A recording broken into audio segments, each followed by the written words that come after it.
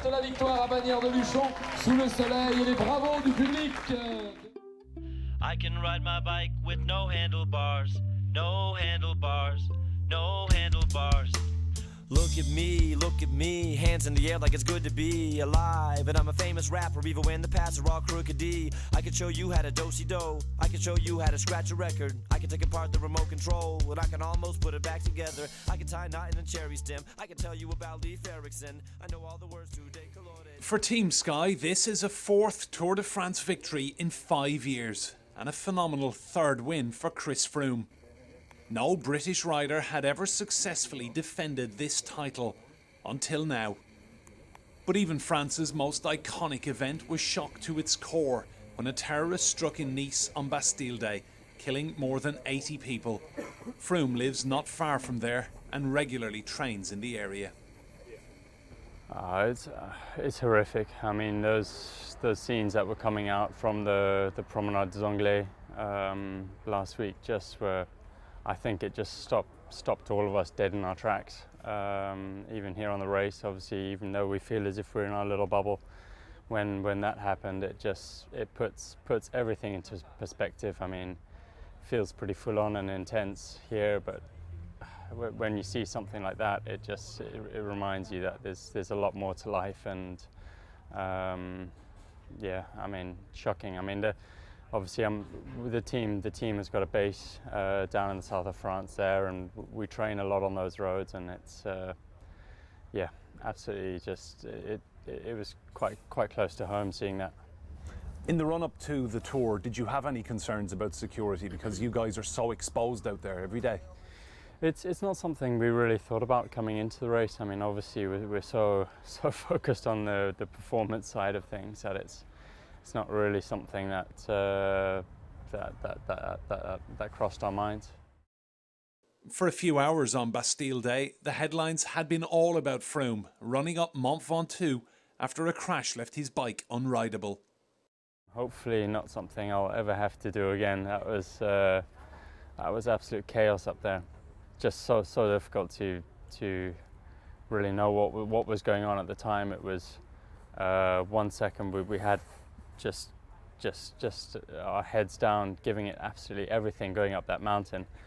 The next second, the three of us were all just on the ground looking at each other, not knowing what had happened. It just yeah, I mean, obviously the crowd had bottlenecked and stopped the motorbikes that were in front of us. They had to slam on brakes in front of us, and had a motorbike plow into the back of me and break my bike completely, so I couldn't carry on. And the support cars were a while back behind the other riders who had been dropped, so it just seemed logic to me, just keep going, keep. We were only 1 kilometer from the finish, and I thought, well, I've just got to get away from this crowd so at least the car can get through and get back to me, but I'm going that way. Team boss Sir Dave Brailsford even mimicked the running style later on. And fans had been getting too close even before then. He was fined for punching one. That guy in particular had a quite a large flag that was starting to go into my front wheel, and I saw red and lashed out to try and knock him out of the way before the flag wrapped itself into my front wheel. But yeah, I mean, the fans are what make this race so special, and it's finding that balance, because obviously it's one of the special things about the sport is that people can get just that close to you, but when they get too close, that they actually start affecting the result of the race or affecting the riders, then obviously that line needs to be drawn there. Team Sky have worked hard to change perceptions of them in France, where they've been seen as a cold, ruthless British winning machine who some commentators last year openly accused of doping to succeed. But this year's atmosphere has been markedly different. So has he put those unfounded allegations to bed? I think so, and I definitely feel that as if there has been a huge shift this year in that sense. At the end of last season, I basically offered myself up for independent testing and went and did did a whole load of physiological testing, just released that data into the public. And I feel as if that's obviously helped things quite a lot. Froome was born in Nairobi, and his journey to the very top of the cycling world began here in the Ngong Hills, 20 kilometres outside the Kenyan capital. Kenya is famous for producing coffee and tea, but surely not cyclists. His late mother Jane sought out local rider David Kinja to help her son, and the pair became inseparable training partners. He was a young, energetic boy, and he had his little BMX bicycle he wanted to ride around. And the mother wanted to find if there's somebody who can teach the young Chris how to take care of himself on the road. It was strange that a white kid in the village where there was not many people back then would be comfortable and hanging around there. And he didn't care much what people thought or looked at. He learned Swahili quite quickly, but he was always talking the language of the bicycle rather than anything else. Froome still sends his old training kit and the odd yellow jersey back to Kinja. Yeah, it's a Chris Froome shoes here, and yeah, he keeps sending me lots of souvenirs, and yeah, and I wear the same size shoe as him, perfectly the same. And one of the things he likes to do is send me his shoes that I can feel the weight of the Tour de France as well. And that's it's an honor. The respect between mentor and pupil turned champion is obvious. I think it was in those years that I really developed that love for cycling, and I think that is, I mean, even though Kinja hasn't been part of obviously my training or my structure to get into anything like the Tour de France, he did help plant that seed that really, for me, made me love the bike, and I think that has been there throughout my career, and without that, I think there's no way I'd be able to get out there every day and train 6 hours a day to get ready for an event like the Tour de France. His mother Jane died from cancer in 2008, 5 weeks before his Tour debut, and never got to see him dominate this sport. Yeah, I mean, it's difficult to say. I mean, I don't think she should have ever imagined I'd be in this kind of position, and obviously I'd love to be able to share these moments with her, but that's life, and yeah, life goes on. Froome and his wife Michelle celebrated the birth of baby Kellen last year.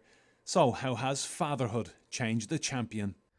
It's surprisingly, it's given me so much more energy. It's given me so much more motivation. It's yeah, I mean, I just want to be able to make him proud, and for him to look back on these years. Obviously he won't really understand what's going on now, but I'd love him to be able to look back in a few years' time and just be proud of his old man.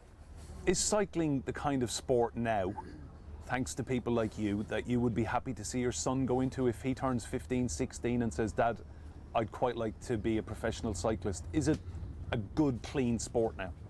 I believe so. I believe so. I mean, of course, there are always going to be people who break the rules in every walk of life. But I believe cycling has done so much to get to where it is right now, and certainly, I mean, if he wants to ride a bike, I'd maybe have a few tips for him. Former pro Fausto Pinarello designs the bikes many top riders use, and says Froome's legacy will be inspiring the next generation. This guy is amazing. Chris will be for sure one the best testimonial for us, and try to teach how to ride the bike, how to be clear, transparent, especially for the young people. Team Sky have always been about marginal gains. This year Froome even shaved serious time off a descent with a breathtaking technique known as riding the top tube.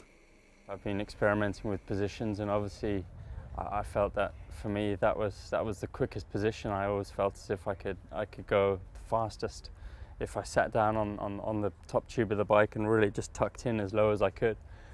And yeah, I couldn't believe it myself that it paid off on that stage. There's very little time to rest now after this tour because thoughts will very quickly turn to Rio and the 2016 Olympics. A lot of people have pulled out because of the Zika virus. Yeah. Tell me your thoughts on that. To be honest, I think a lot has been made of it. Yes, it is a concern, but I think if the right precautions are taken, I think the risks really can be limited there.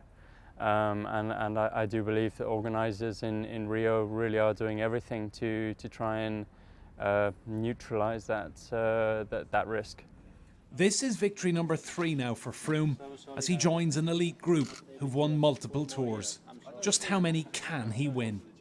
I wouldn't say, I mean, I've never put a number on how many tours I am going to win, but I'd certainly like to come here for the next foreseeable future, next 5-6 years, and at least give it my best shot. I mean, to win a third would just be incredible. I mean, it is, a lot of people say, oh, what's the difference between 2 or 3? It's just another number, but it just, each tour, I mean, this tour just feels so special. It feels like it's the first one again. I love this sport. I love doing what I'm doing, and it's just such a thrill for me. Look at me, driving and it won't stop. Thanks. And it feels so good to be alive and on top. My reach is global, my tower secure, my cause is noble, my power is... Team Sky want more of this, and with Chris Froome in the form of his life, who would bet against him? Enda Brady, Sky News at the Tour de France.